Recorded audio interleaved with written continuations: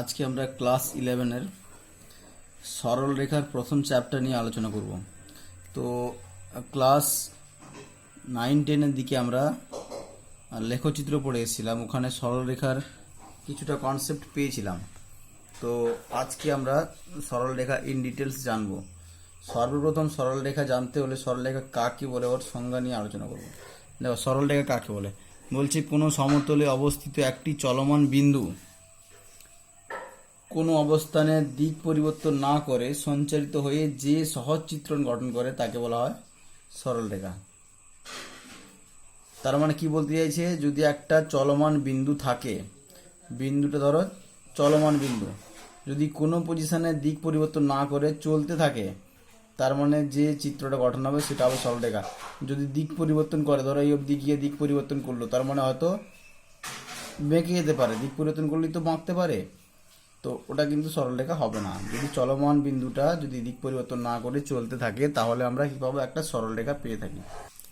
এইবারে এই যে আমরা সরলরেখাগুলো এই চ্যাপ্টারে শুধুমাত্র 2D আলোচনা হবে, মানে 2 ডাইমেনশনে আলোচনা হবে। 2 ডাইমেনশন মানে কি, খাতার যে প্লেনে আছে, খাতা যে তলে আছে, ওই তলে আমরা আলোচনা করব। তোমরা ক্লাস 12-এ গেলে 3Dতে পড়বে, সরলরেখা চ্যাপ্টার 3Dতে পড়বে, মানে 3 ডাইমেনশনে পড়বে। তো যাই হোক, এখানে আমরা 2 ডাইমেনশন নিয়ে আলোচনা করব।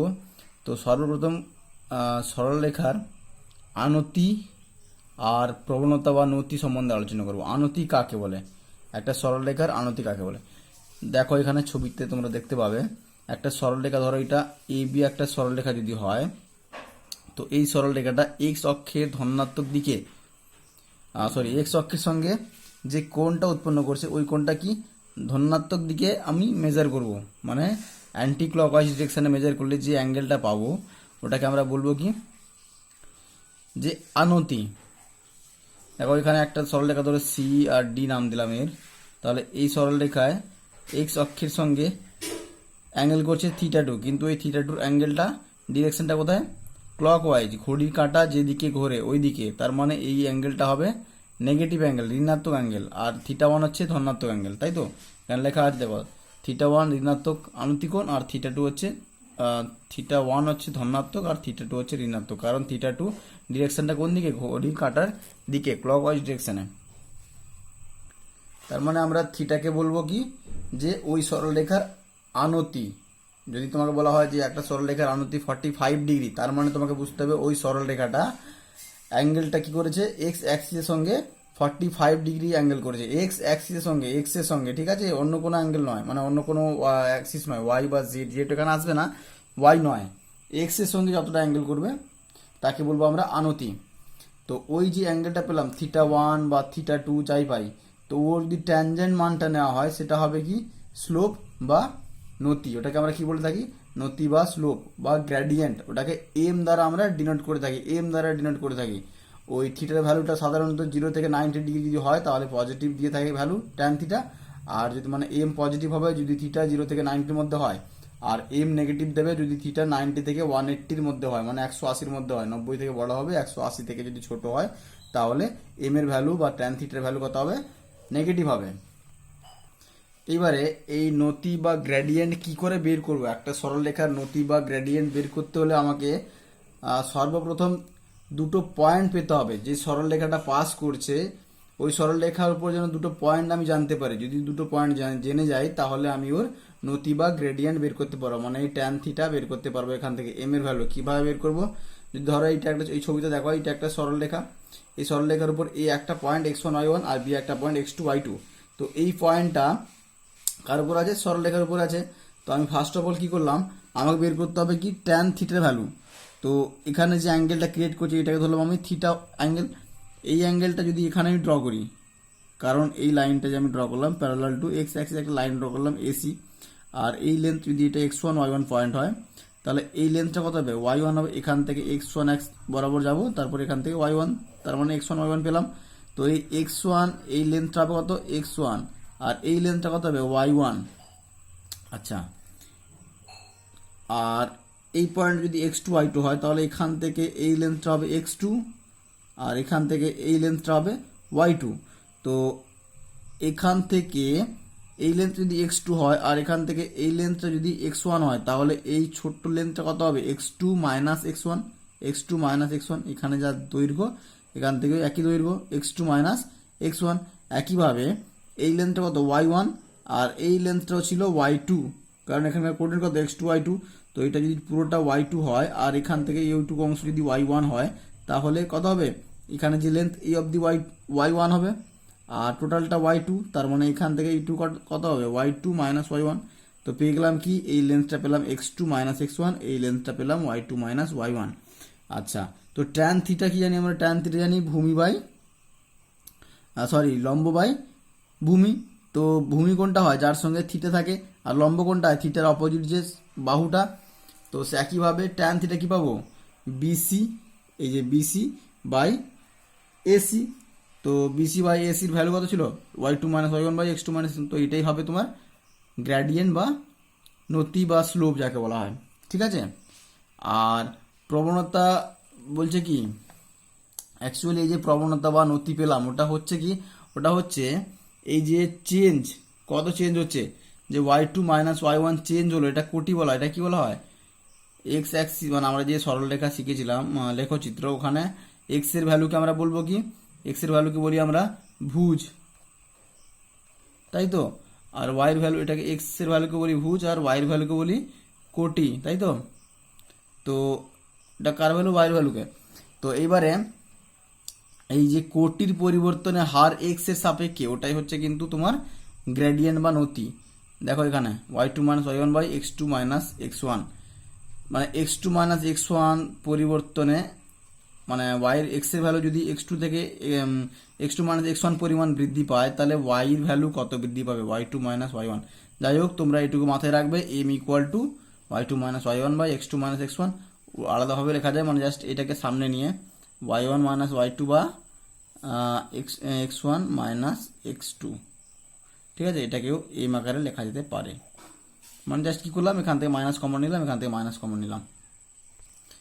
এরপরে আমরা এই যে সরল রেখা কি করে বের করব, মানে অনেকগুলো কন্ডিশন দিয়ে দেওয়া থাকবে, ওখান থেকে আমাদেরকে সরল রেখার ইকুয়েশন বের করতে হবে। তো সর্বপ্রথম আমরা কি জানি? লেখচিত্রে এক্স অ্যাক্সিস জানি আর ওয়াই অ্যাক্সিস জানি।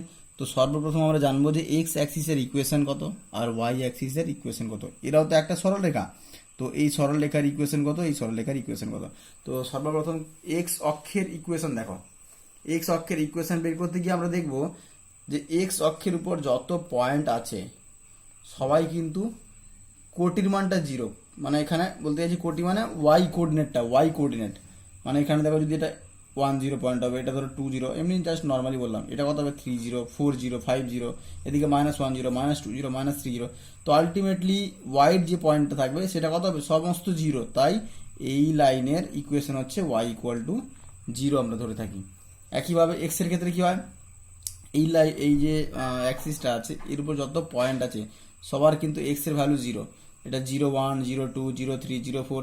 একইভাবে এখানে -0, -1, 0, -2 এইভাবে। তো আলটিমেটলি এক্স এর ভ্যালু জিরো দাঁড়ায়। তাই ওয়াই অ্যাক্সিসে কোঅর্ডিনেট কত হবে? ওয়াই অ্যাক্সিসে কোঅর্ডিনেট হবে এক্স ইকুয়াল টু জিরো। ঠিক আছে। এইবারে ধরো একটা লাইন আমরা পাবো প্যারালাল টু এক্স অ্যাক্সিস। ধরো একটা লাইন পাবো এখানে প্যারালাল টু এক্স অ্যাক্সিস। তো এই লাইনের উপর যত পয়েন্ট আছে দেখবি, ধরো এই লেন্থটা যদি আমার ধরো এ একক হয়, এর ভ্যালু ধরো 1, 2 যাই হোক, ধরো এ একক হয় এই লেন্থটা, তাহলে এখানে কত পয়েন্ট হবে? 0a, এটা কত হবে? 1a, 2a, 3a, 4a। যত কোঅর্ডিনেটের উপর এই লাইনের উপর যত পয়েন্ট থাকবে, এই পয়েন্টে কোঅর্ডিনেট, এই পয়েন্টে কোঅর্ডিনেট, এইভাবে কত হবে? এটা হবে 2a, 3a, 4a এইভাবে। তার মানে এই লাইনের উপর যতই পয়েন্ট থাকে না কেন, ওখানে কিন্তু ওয়াইয়ের যে ভ্যালুটা, ওয়াইয়ের ভ্যালু কিন্তু এই থাকবে, কারণ এক্স অ্যাক্সিস বরাবর এক ঘর আসবো, ওয়াই অ্যাক্সিস বরাবর এ যাব, আবার এক্স অ্যাক্সিস বরাবর 2 ঘর আসবো, ওয়াই অ্যাক্সিস বরাবর এ যাব। এইভাবে তাহলে এর ইকুয়েশন কি হবে? ওয়াই ইকুয়াল টু এ। ঠিক আছে। যদি এই লাইনটা নিচের দিকে থাকে, মানে যদি তোমার এইখানে থাকে, তাহলে কি হবে? ওয়াই ইকুয়াল টু মাইনাস এ। ঠিক আছে। যদি পজিটিভ থাকে তাহলে উপরের দিকে থাকবে, আর যদি নেগেটিভ থাকে তাহলে নিচের দিকে আসবে। একইভাবে যদি আমাকে বলা হয় যদি ওয়াই অ্যাক্সিসের ওয়াই অক্ষের সমান্তরাল সরলরেখার সমীকরণ কি হবে? ওয়াই অক্ষের সমান্তরাল সরলরেখা ধরো এটা ওয়াই অক্ষ, তার সমান্তরাল যদি সরলরেখা এরকম হয় তাহলে ওর ইকুয়েশন কি আসবে? হ্যাঁ, যদি ওয়াই অক্ষের সমান্তরাল সরলরেখা ড্র করা হয় তাহলে ওর ইকুয়েশন হবে এক্স ইকুয়াল টু এ, কারণ এর উপর যত পয়েন্ট থাকবে, ধরো এই লেন্থটা যদি এ হয় বা বি হয়, ধরো এটা বি যদি হয় তাহলে এটাকে বি করে দেবো আমরা। যাই হোক, যদি এই লেন্থটা বি হয় তাহলে কত হবে? এটা হবে 1b 2b 3b এরকম যাবে না, এখানে সরি 1 বলছি b1, এখান থেকে বি ঘর গেলাম 1 গেলাম, তাহলে এখানে b1, আবার এখান থেকে বি গেলাম, এখান থেকে এখানে এলাম, তাহলে কত আসছে? b2 b3, এইভাবে যত কোঅর্ডিনেট পাবো সবার ক্ষেত্রে এক্স এর ভ্যালুটা কত হবে? বি থাকবে, তাই এর মানে ইকুয়েশন হবে এক্স ইকুয়াল টু বি। তার মানে আমরা কি শিখলাম? যে এক্স অক্ষের সমীকরণ হচ্ছে ওয়াই ইকুয়াল টু 0, আর ওয়াই অক্ষের সমীকরণ হচ্ছে এক্স ইকুয়াল টু 0। তারপরে কি বলছে? এক্স অক্ষের সমান্তরাল সমীকরণ কি হবে? X equal to A, Y অক্ষের সমান্তরাল সমীকরণ হবে ওয়াই ইকুয়াল টু বি। ঠিক আছে, এরপরে আমরা শিখবো প্রবণতা ছেদিতাংশ আকার। মানে যেহেতু আমাদের সরলরেখার সমীকরণ বের করতে হবে, তো সরলরেখার সমীকরণ বের করতে গিয়ে যদি আমি ওখানে প্রবণতা পেয়ে যাই, প্রবণতা মানে যে এক্স অ্যাক্সিসের সঙ্গে কত ডিগ্রি অ্যাঙ্গেল করেছে তার ট্যান থিটার ভ্যালু যদি আমি পেয়ে যাই, আর কি পাই? যদি ছেদিতাংশ মানে ওই সরলরেখাটা যদি ওয়াই থেকে কত অংশ ছেদ করছে, ওয়াই থেকে কত অংশ কেটে নিচ্ছে ওয়াই অক্ষকে, ঠিক আছে, এই দুটো যদি কন্ডিশন আমরা পেয়ে থাকি, একটা কি যে এম এর ভ্যালু, আর একটা যদি সি, সি মানে এখানে কোনটা? যে ওয়াই অক্ষ থেকে কতটা অংশ ছেদ করছে। যদি স্ট্রেট লাইনের ইকুয়েশনটা এইভাবে যায়, মানে স্ট্রেট লাইনটা এইভাবে পাস করে, তো ওয়াই অক্ষ থেকে কতটা অংশ ছেদ করে নেয়, আর ট্যান থিটা ভ্যালু যদি জানা থাকে, তাহলে আমাদের ফর্মুলা কি হবে? Y equal to M X plus C. এটা আসছে কিভাবে? আমরা জানি কি ট্যান থিটা ইকুয়াল টু কি হবে? লম্ব বাই ভূমি হয়, তাই তো? তো এখানে দেখো, যদি ছবিটা এইভাবে হয়, এখানে একটা পয়েন্ট যদি আমি সরলরেখার উপর এক্স ওয়াই একটা পয়েন্ট তুলি, তাহলে এই লেন্থটা কত হবে? এখান থেকে এই লেন্থটা হবে এক্স নিশ্চয়ই, কারণ এখানে যদি পি এক্স ওয়াই পয়েন্ট হয় তাহলে এক্স মানে এক্স ঘর যাবো, এখান থেকে ওয়াই ঘর যাবো টোটালটা। তো আমরা এই লেন্থটা কত পাবো? এখান থেকে এইটা এক্স। আচ্ছা, এইটা যদি সি হয়, মানে সি অংশ যদি কেটে নেয়, তাহলে টোটালটা কত ছিল? ওয়াই, ওখান থেকে সি বাদ গেল, তার মানে এইটুকু অংশ কত হবে? এইটুকু অংশ হবে ওয়াই মাইনাস সি। তো এটা যদি থিটা অ্যাঙ্গেল হয় তাহলে এটা হবে লম্ব, আর এটা ভূমি, তার মানে Y minus C by X হবে tan theta value, Y minus C by X. তো ওখান থেকে tan theta equal to M লিখলাম, Y minus C by X. তো ওটা ক্রস মাল্টিপ্লিকেশন করে কি পেলাম? Y equal to M X plus C. Clear হলো? এইবারে এই সিটা কি হচ্ছে? সি হচ্ছে অ্যাকচুয়ালি কি ওয়াই অক্ষের ছেদিতাংশ, আর থিটা হচ্ছে সরলরেখার এক্স অক্ষের মধ্যে ধনাত্মক কোণ। ঠিক আছে, সরলরেখা কার সঙ্গে কোণ করবে? এক্স অক্ষের সঙ্গে। ধনাত্মক কেন বলছি? অ্যান্টি ক্লকওয়াইজ ডিরেকশনে ওটাকে মেজার করবো আমি। টোটাল তোমরা 3টে ফর্ম শিখবে। একটা হচ্ছে কি প্রবণতা ছেদিতাংশ আকার, আরেকটা শিখবে বিন্দু প্রবণতা আকার। বিন্দু প্রবণতা মানে যে সরলরেখাটা পাস করছে, ওই সরলরেখা যদি একটা পয়েন্ট আমাদেরকে গিভেন দেওয়া থাকবে, যদি বলা থাকে যে ওই সরলরেখাটা একটা পয়েন্ট দিয়ে পাস করছে, ওই পয়েন্টটা তোমার কোশ্চেন যদি গিভেন থাকে, আর যদি ট্যান থিটার ভ্যালু বা এম এর ভ্যালু বা থিটার ভ্যালু যদি গিভেন থাকে, যে কোনো একটা পয়েন্টের ভ্যালু অথবা থিটার ভ্যালু, দুটো যদি গিভেন দেওয়া থাকে, বা থিটার ভ্যালু অনেক সময় না দিয়ে অনেক সময় প্রবণতা ডিরেক্টলি দিয়ে দেয়, যে ট্যান থিটার ভ্যালু দিয়ে দেয়। যাই হোক, যদি তোমাদের প্রবণতা আর যদি পয়েন্টটা পেয়ে যাও মানে জানা থাকে, তাহলে আমরা এই ফর্মুলা ইউজ করবো, Y minus Y one equal to M into X minus X one. এটা কোথা থেকে আসছে? দেখো, এই পয়েন্টটা আসছে এখানে কত?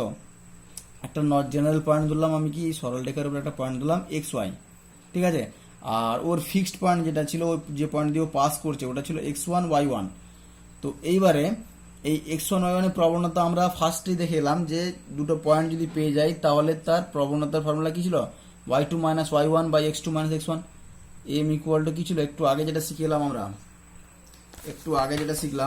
এই দেখো, কোনো সরলরেখার প্রবণতা কি পেয়েছিলাম?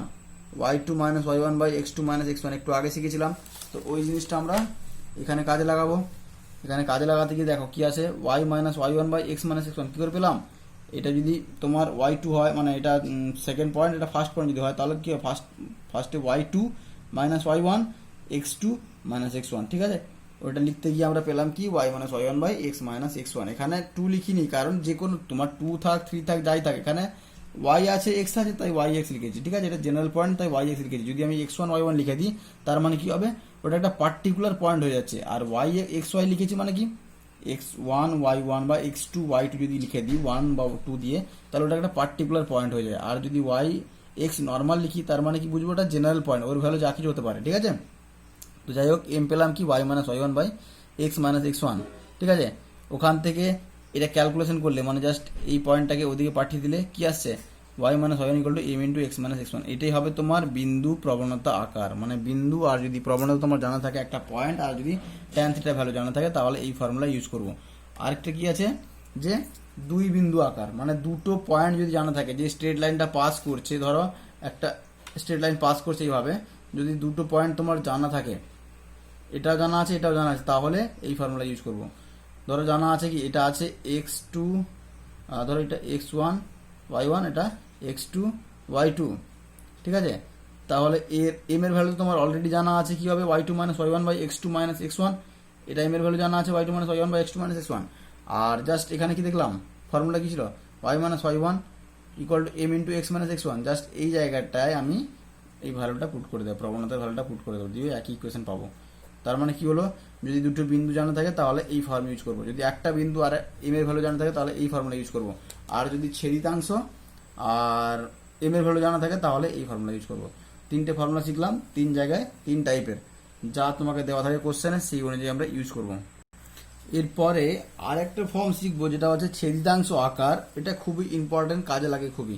তো এটা একটা স্পেশাল ফর্ম টাইপে থাকে, মানে কি হচ্ছে, যদি তোমার সরল রেখাটা এক্স অক্ষ থেকে এ অংশ ছেদ করে, ধরো এই অংশটা ভ্যালু পুরোটা যদি এ থাকে আর এই অংশ যদি বি থাকে, মানে একটা স্ট্রেট লাইন তুমি পেলে, সেই স্ট্রেট লাইনটা কি করলো, যে এক্স অক্ষ, এই স্ট্রেট লাইনটা পাস হচ্ছে ভাবে, তো ওই স্ট্রেট লাইনটা যদি এক্স অক্ষ থেকে এ অংশ ছেদ করে আর ওয়াই অক্ষ থেকে বি অংশ ছেদ করে, তাহলে তার ফর্মুলা হবে X by A plus Y by B equal to one, ঠিক আছে। ওটা আসছে অ্যাকচুয়ালি কি করে, অ্যাকচুয়ালি এই ছবি দেখলে তুমি বুঝতে পারবে। মানে এখানে আমি ধরলাম কি, এই অংশটা এ, এই অংশটা বি, ঠিক আছে। তাহলে এই অংশ যদি এ হয় তাহলে এর কোঅর্ডিনেট কত হবে, এ জিরো, আর এই অংশটা যদি বি হয় তাহলে এর কোঅর্ডিনেট কত হবে, জিরো বি, ঠিক আছে। এরপরে এই যে ট্রায়াঙ্গেল, বড় ট্রায়াঙ্গেল তুমি দেখছো, ওই ট্রায়াঙ্গেলে এই যে স্ট্রেট লাইনটা আছে, ওই স্ট্রেট লাইনের উপরে একটা পয়েন্ট ধরলাম পি এক্স ওয়াই, মানে একটা জেনারেল পয়েন্ট ধরলাম পি, আর ওখান থেকে একটা পারপেন্ডিকুলার ড্র করলাম এক্স অ্যাক্সিসের উপরে, ঠিক আছে। তো পারপেন্ডিকুলার ড্র করার পরে এটা যদি এক্স ওয়াই কোঅর্ডিনেট হয় তাহলে এই লেন্থটা নিশ্চয়ই এক্স হবে আর এই লেন্থটা নিশ্চয়ই ওয়াই হবে। তো এই লেন্থ যদি এক্স হয় আর পুরো লেন্থ ছিল আমার কত, এ, তার মানে এইটুকু অংশ কত হবে, এ মাইনাস এক্স। আচ্ছা থাক, এইবারে দেখো, তার মানে কি জানালো, পি এন ইকুয়াল টু কত হলো, এই পি এন, এটা তো ওয়াই ছিল যেহেতু লেন্থটা, এটা এক্স এটা ওয়াই ছিল, তো পি এন ইকুয়াল টু লিখলাম আমি ওয়াই, আর ও এন ইকুয়াল টু কত হচ্ছে এক্স। দিয়ে আমি কি করলাম, এই দুটো ট্রায়াঙ্গেল, এই বড় ট্রায়াঙ্গেল আর এই ছোট ট্রায়াঙ্গেল, এই যে দেখতে পাচ্ছ কি, একটা বড় ট্রায়াঙ্গেল হচ্ছে ও ও বা এটা ধরো বি ও এ, এটা হচ্ছে বড় ট্রায়াঙ্গেল, আর একটা ছোট ট্রায়াঙ্গেল পি এন এ, ঠিক আছে। পি এন এ মানে এই ট্রায়াঙ্গেলের কথা বলছি, একটা বড় ট্রায়াঙ্গেল আর এই ট্রায়াঙ্গেলটা দেখো, এরা দুজন সদৃশ্য ট্রায়াঙ্গেল। সদৃশ্য ট্রায়াঙ্গেল হতে হলে কি হতে হয়, যে দুটো অ্যাঙ্গেল যদি একই হয় তাহলে সদৃশ্য হবে। দেখো এই অ্যাঙ্গেলটা থিটা যদি হয়, ধরো আমি আলটিমেটলি ধরলাম যে একটা অ্যাঙ্গেল যাই হোক আলফা ধরো এটা, তাহলে এই ছোট ট্রায়াঙ্গেলের ক্ষেত্রেও যেমন আলফা, বড় ট্রায়াঙ্গেল ক্ষেত্রেও আলফা, তার মানে একটা অ্যাঙ্গেল তো ফিক্সড হয়ে গেলো যে ঠিক আছে একই আছে দুজনেরই। আবার এটা কত 90 ডিগ্রি, এখানেও 90 ডিগ্রি। তো আলটিমেটলি এই বড় ট্রায়াঙ্গেল আর এই ছোট ট্রায়াঙ্গেল, এই বড় ট্রায়াঙ্গেল আর এই ছোট ট্রায়াঙ্গেল কি হচ্ছে, একে অপরের সদৃশ্য হয়ে যাচ্ছে। তো দুটো ট্রায়াঙ্গেল যদি সদৃশ্য হয়ে যায়, আমরা কি শিখেছিলাম ক্লাস 10-এ শিখেছিলাম যে দুটো ট্রায়াঙ্গেল যদি সদৃশ্য হয় তাহলে ওদের করেসপন্ডিং যে বাহুগুলো থাকে ওগুলো রেশিও ইকুয়াল হবে, তাই তো। তো করেসপন্ডিং বাহু পি এন বড় ট্রায়াঙ্গেলের, পি এন কোনটা, এটা ছোট ট্রায়াঙ্গেল ধরো পি এন এইটা, তো এটা ছোট ট্রায়াঙ্গেলে যদি পি এন হয় তাহলে বড় ট্রায়াঙ্গেলে কি হবে, নিশ্চয়ই ও বি হবে বা বিও যাই হোক। তো P N by O B equal to N A by O A, N A কেন, এই অংশটা ধরলাম তাহলে এটা পুরোটা হবে এন, এই যত বড় ছোট ট্রায়াঙ্গেলের, বড় ট্রায়াঙ্গেলের ঠিক এইটা, তাহলে লিখলাম কি এন এ ইকুয়াল টু ও এ। যাই হোক, তো পি এন এর ভ্যালু কত ছিল, পি এন এর ভ্যালু ছিল ওয়াই, আর ও বির ভ্যালু কত ছিল, ও বি ছিল বি। এখান থেকে জাস্ট ভ্যালুগুলো পুট করলাম আমি, দিয়ে ক্যালকুলেশন করলে কি জানালো, X by A plus Y by B equal to one. তো তোমাকে মনে রাখতে হবে যদি ছেদিতাংশ আকার বলা থাকে তাহলে এই ফর্মটা ইউজ করতে হবে, X by A plus Y by B. তো কোনো স্ট্রেট লাইনকে যদি তুমি এই ফর্মে নিয়ে আসতে পারো তাহলে বলতে পারবে যে সরলরেখাটা এক্স অক্ষ থেকে এ অংশ আর ওয়াই অক্ষ থেকে বি অংশ ছেদ করে। ধরো তোমার কাছে একটা এক্সাম্পল যদি দিয়ে আরো ক্লিয়ার হবে, ধরো আছে 3x plus 4y equal to 12, এটা দেওয়া আছে। তো এটাকে তোমাকে যদি বলা হয় যে ছেদিতাংশ আকারে ট্রান্সফার করো, তাহলে কি লিখতে পারো তুমি, X 3x by 12 plus 4y by 12 equal to 1। তার মানে কি দাঁড়ালো, এক্স বাই এই 3 নিচে এলে 4 plus Y by 3 equal to 1। তার মানে এক্স অক্ষ থেকে 4 অংশ ছেদ করেছে আর ওয়াই অক্ষ থেকে 3 অংশ ছেদ করেছে। মানে এক্স অক্ষের উপর যে কোঅর্ডিনেটটা পাবো এই কোঅর্ডিনেটটা কত হবে তখন, এই কোঅর্ডিনেটটা হবে 40 আর এইটা কত হবে 03। ঠিক আছে, ওটা এখানে লেখা আছে নোট আকারে, বলছে ছেদিতাংশ আকার থেকে আমরা জানতে পারি কি সরলরেখাটি এক্স অক্ষকে a0 আর ওয়াই অক্ষকে 0b তে ছেদ করে। ঠিক আছে, এরপরে আমরা শিখব অভিলম্ব আকার। এবার আমরা দেখব অভিলম্ব আকার, একটা সরলরেখার অভিলম্ব আকার কেমন হয়। ধরো একটা স্ট্রেট লাইন, এই যে স্ট্রেট লাইনটা ধরো এল আর এখানে লেখা আছে এম, তো দেখা যাচ্ছে না, যাই হোক এল এম যদি একটা স্ট্রেট লাইন হয় এল এম, তো ওই স্ট্রেট লাইনটা যদি মূল বিন্দু থেকে ডিস্টেন্স পি হয়, পারপেন্ডিকুলার ডিস্টেন্স যদি পি হয়, তাহলে ওর অভিলম্ব আকারটা কেমন হবে। ঠিক আছে, তো অভিলম্ব আকার বের করতে গিয়ে আমি কি করলাম, যে মূল বিন্দু থেকে ওর ডিস্টেন্স কত পি, তো আমি একটা পারপেন্ডিকুলার ড্র করলাম যেটা ওই স্ট্রেট লাইনকে এন বিন্দুতে ছেদ করবে। ঠিক আছে, তো ও পি হলো ও সেই পারপেন্ডিকুলার। এবারে আমি দেখলাম ও পি লাইন, ওই যে ও এন যেটা আছে ওটা ধরলাম এক্স অ্যাক্সিসের সঙ্গে আলফা অ্যাঙ্গেল করেছে। ঠিক আছে, থিটা কিন্তু অ্যাকচুয়ালি কোনটা, থিটা বলছে যে এক্স অ্যাক্সিসের সঙ্গে এই সরলরেখা যে অ্যাঙ্গেলটা করে ওটা হচ্ছে থিটা, তাই আমি ওখানে আর থিটা ধরে নিয়ে গিয়ে আলফা ধরলাম তাই। ঠিক আছে, যেহেতু ও এন লাইনটা এক্স অ্যাক্সিসের সঙ্গে আলফা অ্যাঙ্গেল করেছে। ঠিক আছে, তো আমি যদি এই ছোট একটা ট্রায়াঙ্গেল ধরি, এই ট্রায়াঙ্গেলের ক্ষেত্রে কেমন দাঁড়াবে, এই ট্রায়াঙ্গেলের ক্ষেত্রে ভূমি কোনটা, ভূমি হচ্ছে তোমার এইটা আর পারপেন্ডিকুলার এটা, তাই তো। তো ওটা কস থিটা কি দাঁড়াবে তাহলে, ওখানে কস থিটা হবে O N by O A, O N কোনটা ও এন বাই ও এ, এটা তোমার অতিভুজ, তখন এটা যদি 90 ডিগ্রি হয় এটা হবে অতিভুজ, এটা হবে ভূমি, এটা হবে লম্ব। তো কস থিটা ইকুয়াল টু কি আসবে, কস থিটা ইকুয়াল টু হয় ভূমি বাই অতিভুজ, তো ওখান থেকে পেলাম O N by O A cos theta নয়, যেহেতু আলফা ধরেছি আমি, তো কস আলফা। তো এর ভ্যালু কত, পি পারপেন্ডিকুলার, নামে কোশ্চেনে দেওয়া ছিল যে পি যদি পারপেন্ডিকুলার ডিস্টেন্স হয় তাহলে অভিলম্ব আকার কি হবে, সেই ক্ষেত্রে আমি পি ইউজ করলাম, P equal to P by O equal to cos alpha. তার মানে ও ইকুয়াল টু কি আসবে এখান থেকে ক্রস মাল্টিপ্লিকেশন করলে পি বাই কস আলফা। একইভাবে এই ছোট ট্রায়াঙ্গেলের কথা ধরছি, এই ছোট ট্রায়াঙ্গেল আগে এটা ধরেছিলাম তারপর এটা, তো দেখো এখানে একটা জিনিস দেখবো, এটা যদি আলফা অ্যাঙ্গেল হয় তো এটা কত হবে 90 মাইনাস আলফা, কারণ টোটালটা 90। এটা যদি 90 মাইনাস আলফা হয়, এটা 90, তাহলে এটা নিশ্চয়ই আলফা হবে, তাই না। এটা হচ্ছে আলফা, এটা হবে 90 মাইনাস আলফা, এটা 90, তো ফাইনালি 90 মাইনাস আলফা প্লাস 90, তাহলে আর কত অ্যাড করলে তোমার 180 হবে, নিশ্চয়ই আলফা অ্যাড করলে 180 দাঁড়াচ্ছে, টোটালটা তিনটে তো 180 হবে। তাহলে একটা হলো 90 মাইনাস আলফা, একটা হলো 90, তার মানে থার্ডটা কত হবে আলফা নিশ্চয়ই, তার মানে এই অ্যাঙ্গেলটা কত আলফা হলো। তো এই অ্যাঙ্গেলটা যখন আলফা হয়ে যাচ্ছে, তো সেই হিসাবে এই অ্যাঙ্গেলটা যদি আলফা, এটা হবে তোমার ভূমি, এটা হবে পারপেন্ডিকুলার, এটা হবে অতিভুজ। তো ওই ছোট ট্রায়াঙ্গেলের ক্ষেত্রে সাইন আলফা কি দাঁড়াবে O N by O B নিশ্চয়ই, তো এখান থেকে আমি কি পাবো ও বি ইকুয়াল টু পাবো পি বাই সাইন আলফা। ঠিক আছে, তো দেখো এই ট্রায়াঙ্গেল, এই যে স্ট্রেট লাইনটা যাচ্ছে, এই স্ট্রেট লাইনটা কিন্তু ছেদিতাংশ আকার যদি ধরা হয় তাহলে এইটা হবে ও এ ছেদ করছে আর এটা ও বি ছেদ করছে, তো সেই ছেদিতাংশ আকারে যদি আমি ইউজ করি ওখানে কি হবে এক্স বাই ও এ আর Y by O B equal to 1, কারণ ছবিতে আমার কি বলছে, ছবিতে দেখা যাচ্ছে কি ও এ অংশ কাট করছে আর ও বি অংশ কাট করছে, তো ওই অনুযায়ী যদি আমি এখানে ছেদিতাংশ আকারে সেই ফর্মুলাটা ইউজ করি তাহলে কি দাঁড়াচ্ছে X by O A Y by O B equal to 1। তা এবার ও এর ভ্যালু এখান থেকে জানা আছে পি বাই কস আলফা আর O B value P by sine alpha, তো ইউজ করলে ফাইনালি কি এলো X by P by cos alpha P by sine alpha, তো ফাইনালি ক্যালকুলেশন করলে কি জানাচ্ছে X cos alpha plus Y sine alpha equal to P. তো এটাই হবে তোমার অবিলম্ব আকার। ঠিক আছে, যদি তোমার বলা হয় যে কোনো সরলরেখার অবিলম্ব আকার কি হবে, তাহলে সেটা হবে X cos alpha Y sine alpha. এখানে আলফাটা কি, আলফা হচ্ছে ওই যে পারপেন্ডিকুলার পারপেন্ডিকুলার আমি ড্র করব, ওটা এক্স অ্যাক্সিসের সঙ্গে কত ডিগ্রি অ্যাঙ্গেল করছে। ফাইনালি পি যেটা পেলাম, ওই পিটা সর্বদাই ধনাত্মক হবে, কারণ পি হচ্ছে একটা ডিস্টেন্স, মূল বিন্দু থেকে ওর ডিস্টেন্স, মূল বিন্দু থেকে ওর ডিস্টেন্স, তো ডিস্টেন্স সর্বদা কি হয়, মানে দূরত্ব সর্বদা কি হয় পজিটিভ হয়। আর এই যে আলফা অ্যাঙ্গেল করছে, এই আলফা অ্যাঙ্গেলটা সূক্ষ্ম কোণ হতে পারে বা স্থূল কোণ হতে পারে। ঠিক আছে, মানে 90 থেকে ছোট হতে পারে, 90 থেকে বড় হতে পারে। এবারে কয়েকটা থিওরেম নিয়ে আলোচনা করবো। থিওরেম কি বলছে, থিওরেম বা উপপাদ্য 1 বলছে কি, যে এক্স ওয়াই এর একঘাত সমীকরণ সর্বদা একটা সরলরেখা প্রকাশ করে। তোমরা মনে রাখবে যে সরলরেখার সমীকরণ সাধারণত কি হয়, যে একটা লিনিয়ার ইকুয়েশন হবে। লিনিয়ার মানে কেমন, A X plus B Y plus C equal to zero. আরও সোজা করে বললে এমনটা আসবে, এটা particular 2x plus 3y equal to 4। ধরো এটা হলো কি, এটা হলো একটা স্ট্রেট লাইনের ইকুয়েশন, ঠিক আছে, সরলরেখার একঘাত সমীকরণ। সরলরেখা মানে সরলরেখার সমীকরণ সাধারণত একঘাতের হয়, ঠিক আছে। এক্স এর পাওয়ার কত, 1, ওয়াই এর পাওয়ার 1, তো এটাকে বলা হয় একঘাত সমীকরণ। এটা কাকে ডিনোট করে, এটা সরলরেখা ডিনোট করে। উপপাদ্য 2 ঠিক উল্টোটা বলছে, কি বলছে, যে কোনো সরলরেখার সমীকরণ সর্বদা এক্স ওয়াই এর একঘাত সমীকরণ হবে। ফার্স্টে কি বলেছিল, যে এক্স ওয়াই এর একঘাত সমীকরণ যেমন সরলরেখা ডিনোট করবে, তেমনি উপপাদ্য 2 বলছে যে সরলরেখা সাধারণত একঘাত সমীকরণ, মানে কনভার্স আর কি।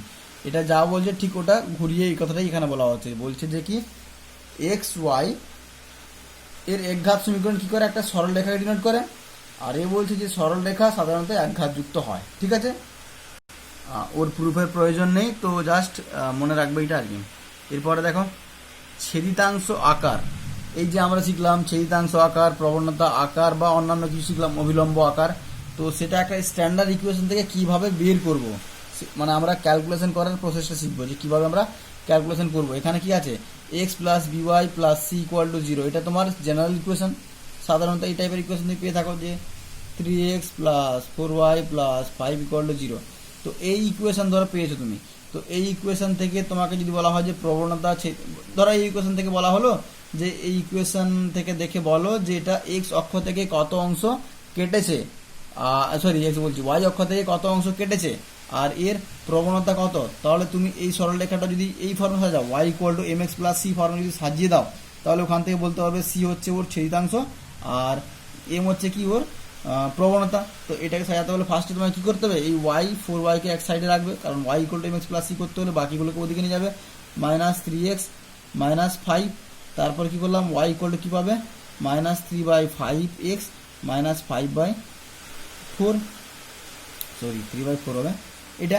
তাহলে এটা হবে ওর এম এর ভ্যালু আর এটা হবে কার, সির ভ্যালু। একইভাবে এখানে করা হয়েছে, দেখো বিটাকে রাখলাম, বি ক্যালকুলেশন করে এই জিনিসটা পেলাম ওয়াই ইকুয়াল টু সামথিং। তো এখানে এই জিনিসটা হবে এম এর ভ্যালু, এটা হবে টোটাল সির ভ্যালু, মানে কত অংশ ছেদ করছে। ওয়াই ছেদাংশ হচ্ছে মাইনাস সি বাই বি আর এম ইকুয়াল টু হচ্ছে এ বাই বি। জাস্ট প্রসেসটা মনে রাখবে, কি করে করলাম এই জিনিসটা মনে রাখবে। এবার ছেদিতাংশ আকার কি ছিল, যে X by A plus Y by B equal to 1। তো ওই ফর্মে এখান থেকে কী করে যেতে পারি, আমি কি করব, এখান থেকে সিটাকে ওদিকে পাঠিয়ে দেবো, সিটা ওদিকে পাঠিয়ে আবার ভাগ করে নিচে নিয়ে আসবো, তারপরে এ কে নিচে নামাবো, দিলে পেয়ে যাবো X by A plus Y by B ফর্মে। এখানে এটা হচ্ছে এ, মানে এক্স অক্ষকে এই অংশে সেট করবে আর ওয়াই অক্ষকে এই অংশে সেট করবে।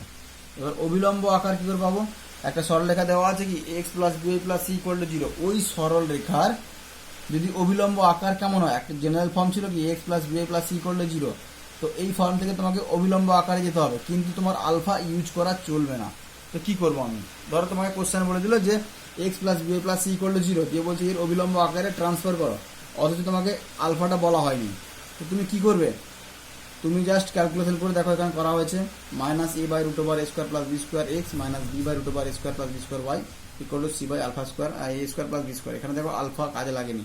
তো যাই হোক, তো সেই কীভাবে করছে আমরা সেটা দেখবো। দেখো এটা ছিল তোমার জেনারেল ফর্ম, আর এটা ছিল কি অবিলম্ব আকার। ওই সরলরেখারই অবিলম্ব আকার যদি এটা হয়, তাহলে কি হবে, এই যে সরলরেখা মানে X plus B Y plus C যে সরলরেখাকে ডিনোট করবে, যে সরলরেখাকে ড্র করলে যে সরলরেখাটা পাবো, ঠিক একইভাবে ওই সরলরেখার অবিলম্ব আকার ছিল এটা। তো এরা দুজনই কিন্তু একটাই সরলরেখাকে নির্দেশ করছে। দেখো 1 আর 2 একই সরলরেখাকে নির্দেশ করছে। যদি দুটো সরলরেখা একটা সরলরেখাকে নির্দেশ করে, তাহলে কি হবে, ওদের যে এক্স এর কোফিসিয়েন্ট, এক্স এর যে সহগ আছে, এক্স এর সহগ, ওইগুলো কি হবে, ওদের ভাগ করলে একই রেশিও দেয়। এটা তোমরা মাথায় রাখবে, যে দুটো স্ট্রেট লাইন যদি, মানে দুটো সমীকরণ যদি একটা স্ট্রেট লাইনকে ডিনোট করে, ধরো লেখা আছে a1x plus b1y plus c1 equal to 0, আর একটু যদি থাকে a2x plus b2y plus c2, যদি এটা হয়, তাহলে তোমাকে বুঝতে হবে কি এরা দুজন যদি একটাই সরলরেখাকে ডিনোট করে, মানে একটাই সরলরেখা বা প্যারালাল সরলরেখায় ডিনোট করে, তাহলে তোমরা কি করবে, এদের যে কোএফিসিয়েন্ট ওগুলো কি হবে, ভাগ করলে একই হবে। a1 মানে তুমি লিখতে পারবে যে a1 by a2 equal to b1 by b2 equal to C1/C2, এটা কিন্তু লেখা যায়। ঠিক আছে, এটা মাথায় রেখে এই কাজটা করা হচ্ছে। কি লিখলাম, এক্স এর কোএফিসিয়েন্ট কত a, আর এখানে এক্স এর কোএফিসিয়েন্ট cos আলফা, তো x/cos alpha b/sin alpha equal to -c/p, minus c কেন এদিকে নিয়ে পাঠিয়ে দিচ্ছিলাম, তো -c/p। দেখো মাইনাস c কেন পাঠিয়েছিলাম, কারণ এখানে এক্স আর ওয়াই একদিকে আছে আর কনস্ট্যান্ট উল্টো দিকে, এখানে আছে এক্স আর ওয়াই একদিকে আছে আর পি উল্টো দিকে। ঠিক আছে, তো যাই হোক আলটিমেটলি আমরা কি পেলাম, এটা পেলাম। এখান থেকে আমি কি বললাম, c/p ইকুয়াল টু মাইনাস কম মানে মাল্টিপ্লাই করলে বাকিগুলো মাইনাস হয়ে গেল। তো এখান থেকে আরেকটা জিনিস মাথায় রাখবে, তোমরা ক্লাস 10-এ দেখেছো, যদি এইভাবে পেয়ে থাকি তিনটে, তাহলে এদেরকে স্কোয়ার করলে, ধরো যে কোনো দুটো স্কোয়ার করলেও হবে, তিনটে স্কোয়ার করলেও হবে, স্কোয়ার করলে রুট করলাম। ঠিক আছে, ইকুয়াল টু দিয়ে এটা করা যায়। মানে ধরো তুমি যদি পেয়ে থাকো, ধরো এইভাবে x/y ইকুয়াল টু z/a, তাহলে এটাকে আমি লিখতে পারি √(x² + z²/√y² + a², এটা লিখতে পারি। ঠিক আছে, এটা ক্লাস 10-এ তোমরা এই থিওরিগুলো জেনেছিলে, মানে এইগুলো সূত্রগুলো জেনেছিলে।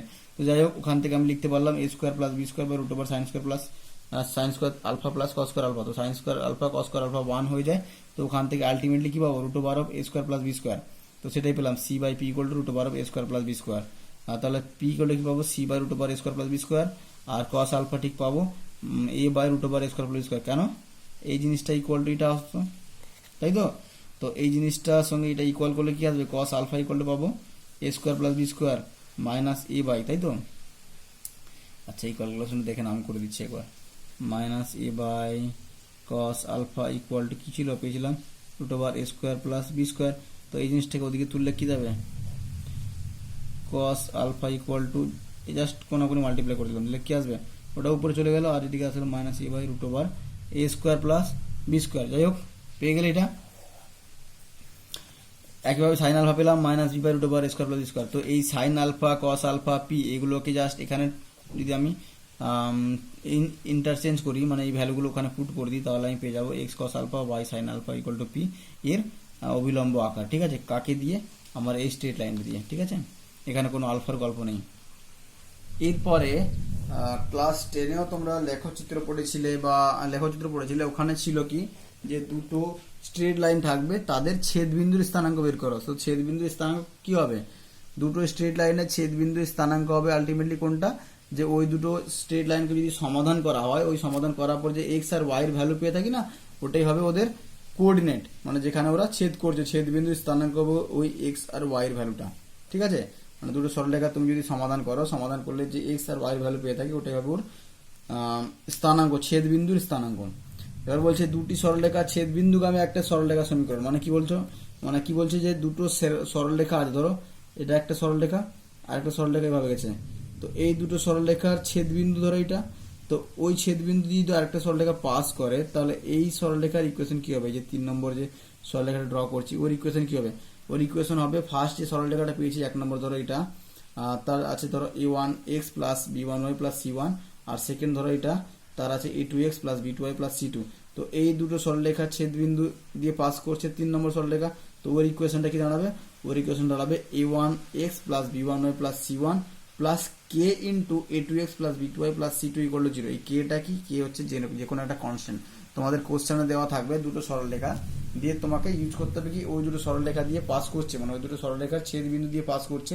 3 নম্বর ইকুয়েশনটাকে এইভাবে তুমি লিখবে, জাস্ট একটা কে, যে কোনো একটা ভ্যালু, মানে কে এর ভ্যালু যা কিছু হতে পারে, ওটা কনস্ট্যান্ট, তোমাকে এইভাবে লিখতে পারো তোমরা। ঠিক আছে, এবারে এই কে এর ভ্যালুটা বের করবে কিভাবে, এই কে এর ভ্যালুটা বের করতে হলে ফার্স্টে তোমাকে এই দুটো সরলরেখা যে দেওয়া আছে, ওই দুটো সরলরেখার ছেদবিন্দু বের করবে, এই দুটো সরলরেখা থেকে ছেদবিন্দু বের করে, এই যেহেতু এই ছেদবিন্দু এখানে বেরোলো, তো এই ছেদবিন্দুটা 3 নম্বর সরলরেখাকে তো মানে সিদ্ধ করবে, তাই ওই সরলরেখা ওই ছেদবিন্দু এখানে পুট করবে, পুট করলেই তুমি কিন্তু কে এর ভ্যালু পেয়ে যাবে, কারণ এগুলো সব তো কেটে যাবে। এক্স আর ওয়াই ভ্যালু পুট করে দিলে a1 b1 c1 এরা কনস্ট্যান্ট আগে থেকেই ছিল, a2 b2 c2 এরাও কনস্ট্যান্ট ছিল, মানে এদের ভ্যালু 2 3 4 যা হোক থাকবে, তো সেগুলো কেটে গিয়ে আলটিমেটলি কে এর ভ্যালু তুমি পেয়ে যাবে। এরপরে বলছে তিনটি সরলরেখা সমবিন্দু হওয়ার শর্ত। সমবিন্দু, সরলরেখা সমবিন্দু হওয়া মানে কি, যে এটা একটা সরলরেখা যে পয়েন্ট দিয়ে পাস করেছে, সেকেন্ড সরলরেখা পাস করলো, তো ওদের যে ইন্টারসেকশন, ওই পয়েন্ট দিয়ে আরেকটা সরলরেখা যদি পাস করে যায়, তার মানে বুঝতে হবে কি সরলরেখা তিনটি সমবিন্দু। এই সমবিন্দু সরলরেখার সমবিন্দু কথা মানে হচ্ছে কি, যে তিনটে সরলরেখা একটা পয়েন্ট দিয়ে পাস করছে। তো তার শর্ত কি, তার শর্ত হচ্ছে একই জিনিস, এখানে যেটা বললাম, এই দুটো সরলরেখার ইন্টারসেকশন বের করবে। ওটা যদি 3 নম্বর সরলরেখায় স্যাটিসফাই করে যায় তাহলে বুঝতে হবে কি, যে তিনটে সরলরেখা একটা বিন্দু দিয়ে পাস করছে। ঠিক আছে, তো আলটিমেটলি যা পড়ালাম এটা ফার্স্ট চ্যাপ্টার পুরোটা কভার করবে, মানে ফার্স্ট চ্যাপ্টারে পুরোটা যা আছে তোমরা এই থিওরিগুলো জানলেই পুরো অঙ্ক করতে পারবে। ঠিক আছে, এরপরে নেক্সট চ্যাপ্টার যখন শুরু হবে নেক্সট ভিডিও দেওয়া হবে।